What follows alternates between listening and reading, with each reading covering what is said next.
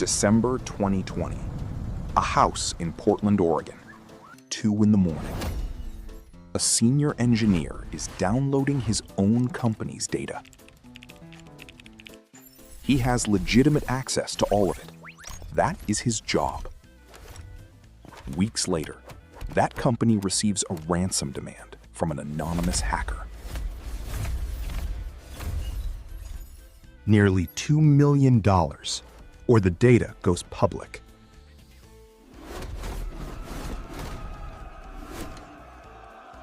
The company refuses. The hacker publishes. The share price collapses.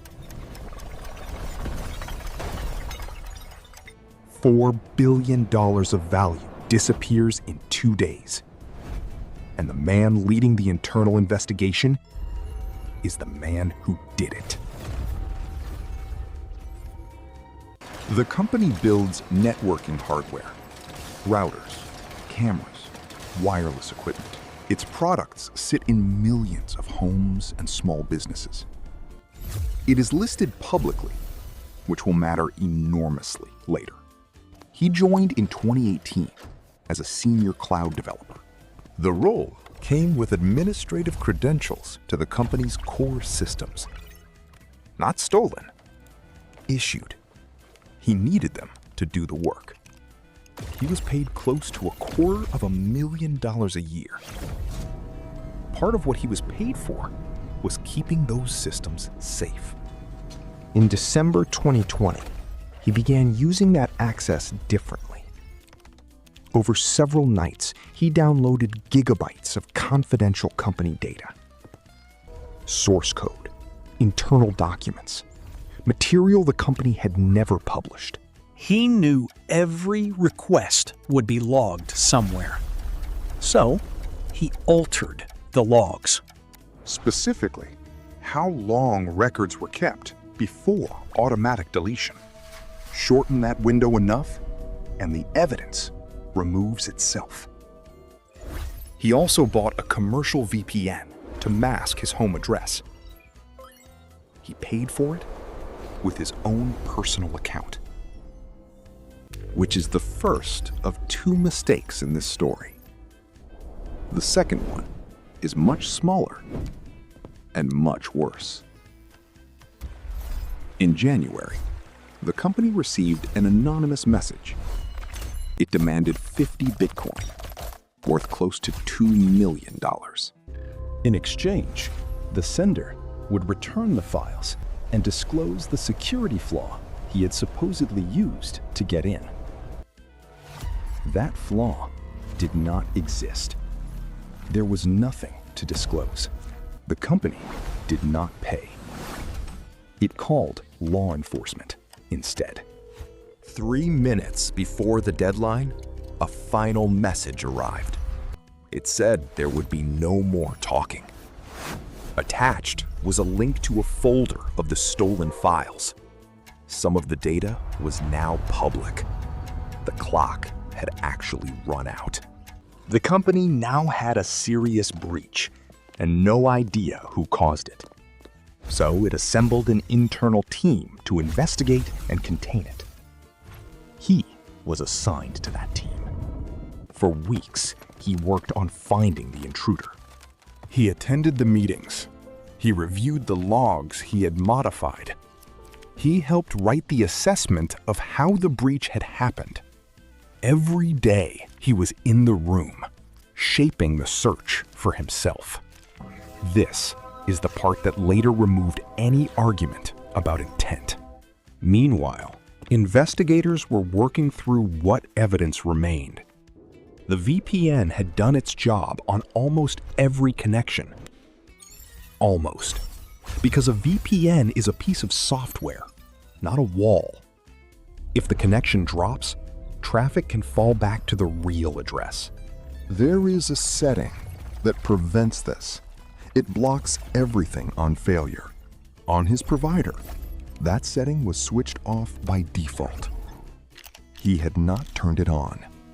One night, while he was pulling repositories, his home internet failed.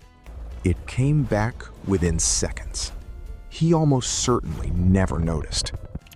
In those seconds, his real home address was written into the logs. That single record pointed at a house in Portland, Oregon. Investigators traced the VPN subscription to a personal payment account. The same name, the same person, nothing else needed. In March 2021, agents searched his home. They seized devices, including the laptop used for the downloads. He was questioned. He denied knowing anything about it. He said he had never used that VPN service. When shown the payment, he suggested someone else had used his account. Every one of those statements became a separate criminal charge. Lying to federal agents is an offense in its own right. Most people would stop there. He escalated instead. Days after the search, he contacted a well-known security journalist. He presented himself as an anonymous source inside the company.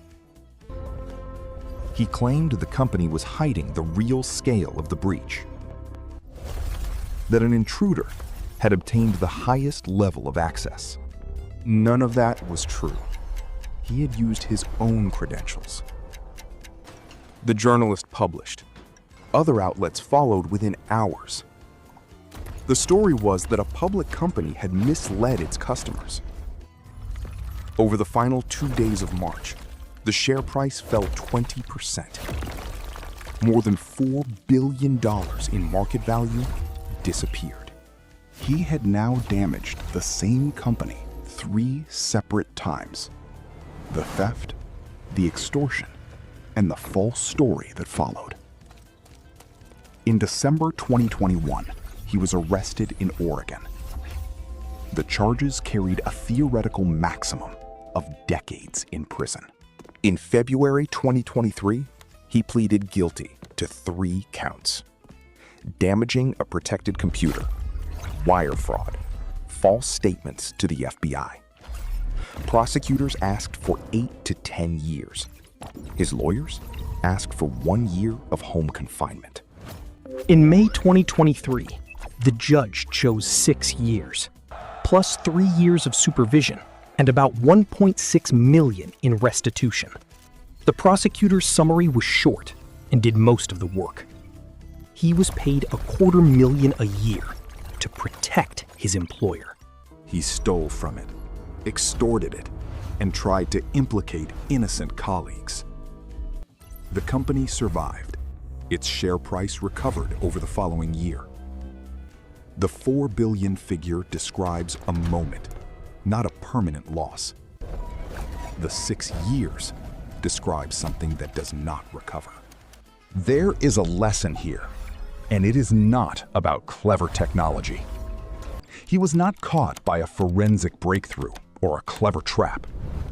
He was caught because his internet flickered for a few seconds. Everything else he did was careful. Everything else worked. A plan that requires nothing to go wrong is not a plan. And the largest damage he caused was not the theft at all. It was a story he told a journalist that a journalist believed. If this is your kind of story, there are more on the channel. Subscribe for the next one. A blackout in Ghana saved a corporation. And tell me below, 6 years, too much or not enough?